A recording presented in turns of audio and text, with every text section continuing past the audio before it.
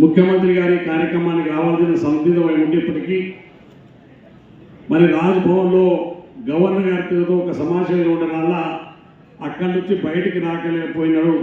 అందుకే షబీర్ అలీ కానీ మిగతా అందరినీ కూడా ప్రోత్సహించి మీరందరూ ఆ సమావేశానికి తప్పకుండా వెళ్ళాలని చెప్పేసి గౌరవ ముఖ్యమంత్రి గారి ఆదేశానుసారమే షబీర్ అలీ గారు కానీ మేమైతే జాతర ఎట్లా వచ్చినా మాకు కూడా పురాణం ఇచ్చాడు, తప్పకుండా మేము వెళ్ళాలని చెప్పి గౌరవ ముఖ్యమంత్రి గారు చెప్పినని చెప్పి మరొకసారి మీకు ఈ సందర్భంగా మనం చెప్తున్నాం.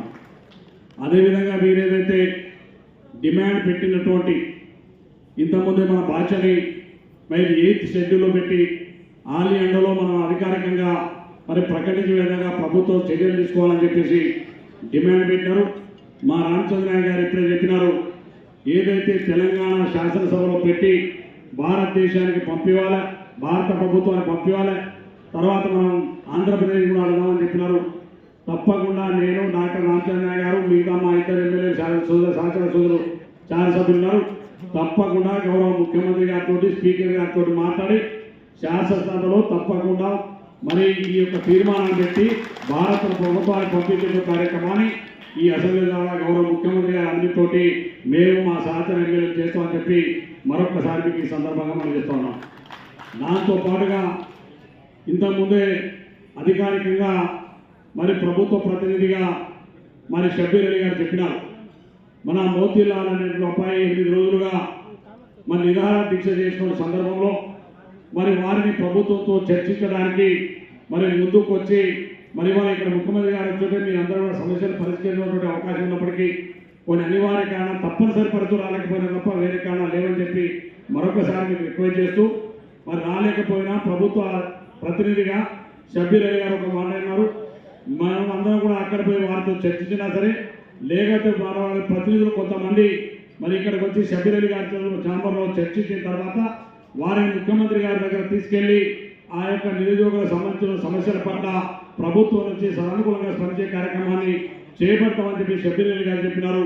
మేమందరం కూడా దాని కొరకు ప్రయత్నంలో ఉంటామని చెప్పి మరొకసారి మీకు ఈ సందర్భంగా మనం చెప్తా ఉన్నాం. మనకు బాధలు కష్టాలు ఇబ్బందులు చాలా ఉన్నప్పటికీ మన సమస్యలు చాలా సమస్యలు ఉన్నాయి. నేను మిమ్మల్ని అందరినీ ఒక రిక్వెస్ట్ చేస్తున్నానంటే నిరుద్యోగులకు వాళ్ళ బాధ ఉంటాయి బాబు, ఎందుకంటే 10 సంవత్సరాలు అప్పుడట్లా అనుభవించారు, ఇప్పుడు 6 మాసాలు అయిపోయినాయి, నోటిఫికేషన్లు వస్తున్నాయి, కొన్ని ఏజ్ బాగా పోతున్నాయి, రకరకాల ఇబ్బందులతో మాకు సమస్యలు ఉన్నాయి, మా సమస్యలు వినగొట్టలేనటువంటి భావన బాధలో మీరు ఉన్నప్పటికీ ప్రభుత్వం ఎప్పుడు కూడా ఈ ప్రభుత్వం రేవంత్ రెడ్డి గారి నాయకత్వంలో సానుకూలంగా స్పందిస్తుంది. ఎవరు కూడా అనుమానాలు అపోహలు పెట్టుకోవాల్సినటువంటి అవసరం లేదు. ఎందుకంటే మీరు అందరూ చదువుకున్న వాళ్ళు, మనం కూడా జాతి వాళ్ళం, మనం పోరాటం ఉండవలసిందే, కానీ మనం కొన్ని అర్థం చేసుకోవాలి. ఎన్నికలు జరిగిన 6 మాసాలు, 6 మాసాల్లో 5 మాసాలు మేము ఎన్నికలే ఉన్నాం. ఎన్నికల కోడ్ ఫస్ట్ ఆ ఎన్నికల తర్వాత కోడ్ తర్వాత మొన్ననే కోడ్ అయిపోయింది. సో ప్రభుత్వానికి కూడా కొంచెం ఊపిరి మెసేజ్ చేయాలి. దయచేసి నా రిక్వెస్ట్ ఏంటంటే మన సమస్యలన్నింటినీ కూడా మీ పోరాటంలో నేను రామచంద్రయ్యకు మా ఇద్దరు మిగతా సహచర ఎమ్మెల్యేలు జాతి అంతా కూడా మీతో ఉంటాం, కానీ ప్రభుత్వానికి కూడా కొంత ఊపిరి మెసేజ్ చేయాలి. ఒక్క రోజునే సమస్యలన్నీ తెల్లారనే పరిష్కారం కావాలంటే కొన్ని కానటువంటి జటిలమైనవి, కొన్ని అనేకమైనటువంటి ఇబ్బందులతో కూడుకున్న సమస్యలు ఉంటాయి. కాబట్టి దయచేసి మన జాతి అందరూ కూడా మన ఓపిక ఎక్కువ, మీ అందరూ తెలుసు మన జాతికి ఓపిక ఎక్కువ, మన తెలివి కూడా ఎక్కువ. తెలివి ఎక్కువ ఉంటుంది, మనకు ఓపిక ఎక్కువ ఉంటుంది, పోరాట శక్తి కూడా ఎక్కువ. కాబట్టి దయచేసి ముందు ఓపిక, తర్వాత మన తెలివి చూద్దాం, తర్వాత పోరాటం చేద్దాం. కాబట్టి దయచేసి ప్రభుత్వం మన పట్ల, బంజారా పట్ల, మన సమస్యల పట్ల నేను కానీ డాక్టర్ రామచంద్రయ్య గారు కానీ మిగతా సహచర ఎమ్మెల్యేలు కానీ మిగతా ప్రభుత్వంతో ఎప్పటికప్పుడు మాట్లాడడానికి మీ పక్షాన ఎప్పుడు సిద్ధంగా ఉంటామని చెప్పి మరొకసారి మీకు ఈ సందర్భంగా మనం చెప్తాము. ఇక ఈ ఎల్హెచ్పిఎస్ నిజంగా కూడా బెల్లానాయ్ గారు దీన్ని స్థాపించి మన ఇంతకుముందు చాలామంది పెద్దలు చెప్పినారు. మా దగ్గర అయితేనేమో ఫస్ట్లో ఆల్ ఇండియా బంజారా సేవా సంఘం నడిపేటువంటి వాళ్ళం, నేను చదువుకున్నప్పుడు కాలేజ్ చేసినప్పుడు. తర్వాత ఎల్హెచ్పిఎస్ మన బెల్లానాయక్ గారు వచ్చిన నేను అప్పటికి ఆ గ్రామంలో జడ్పీటీసీ కూడా కాలేదు. నేను అప్పటికి ఫస్ట్ జడ్పీటీసీ నేను, అప్పుడు జడ్పీటీసీ కూడా ఖాళీగా ఉన్నాడు.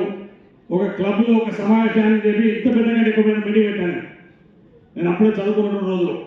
అంటే ఎల్హెచ్పిఎస్ ఆనాడు మన జాతి కోసం పోరాటం చేయడానికి స్థాపించినటువంటి సంస్థ. నిజంగానే మన తండాలో మన రాజ్యం అని చెప్పేసి ఒక నినాదం ఇచ్చి ఆ నినాదాన్ని అమలులో తీసుకొచ్చి అది పరిపాలన పరంగా ముందుకు తీసుకెళ్ళడానికి ఇవాళ అవకాశం కల్పిస్తుంటే ఎల్ఎస్పిఎస్ వ్యవస్థని దాన్ని స్థాపించినటువంటి మా బావ బెల్లయ్య గారికి మనస్ఫూర్తిగా మన జాతి తరఫున మన తరఫున నా తరఫున ప్రత్యేకమైనటువంటి అభినందన తెలియజేసుకుంటున్నాను. మరి ఇవాళ పోరాటం చేసేటువంటి శక్తి మనకుంది. ఇందులో అనేక మంది నా రిక్వెస్ట్ అయితే ఒకటి చెప్తాను. చాలా మంది ఏమనుకున్నాను మొహమాటాన్ని కూడా బాధపడను భయపడను. ఒక్కటి మాత్రం చెప్తా అంటే మీ సంఘాలు ఏమైనా కావచ్చు కాక రకరకాల సంఘాలు 20-30 సంఘాలు ఉన్నాయి. ఒకటి సేవలా సంఘం సంజీవ్, ఒక సేవలా సంఘం అని ఇంకో సంఘం తప్పులేదు. నేను దాన్ని తప్పు పట్టాను. కానీ సమస్య ఉన్నప్పుడు ఇప్పుడే విధంగా అయితే ఒక తాటి మీదకి వచ్చారో జాతి సమస్య వచ్చినప్పుడు సంఘాల వారిగా విడిపోకండి. అది ఒకటే నా కోరిక.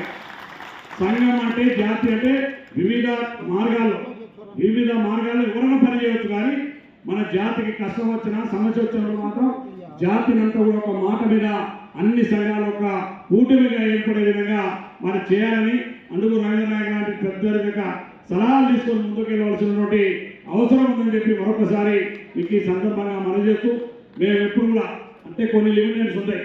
సరే మేము శాసనసభ్యులు ఉన్నా ఇంకే హోదాలో ఉన్నా ప్రభుత్వం నుంచి ప్రభుత్వంలో పనిచేసే వారికి కొన్ని లిమిట్స్ ఉంటాయి. కొన్ని బయట మాట్లాడవలసి ఉంటాయి, కొన్ని లోపల మాట్లాడవలసి ఉంటాయి. బయట కొన్ని చెప్పలేని ఉంటాయి, కానీ లోపల కొట్లాడవలసిన విషయాలు కూడా ఉంటాయి. కాబట్టి దయచేసి ప్రభుత్వంలో ఉన్నటువంటి వాళ్ళని ఎవరైనా బయట మాట్లాడకపోతే వీలేదు మాట్లాడుతుందని తప్పు మాత్రం పట్టదు. మేము మాట్లాడలేక కాదు బయట, కానీ మాట్లాడడం వల్ల మరి అనేకమైన సమస్యలు ఉత్పన్నమవుతాయి.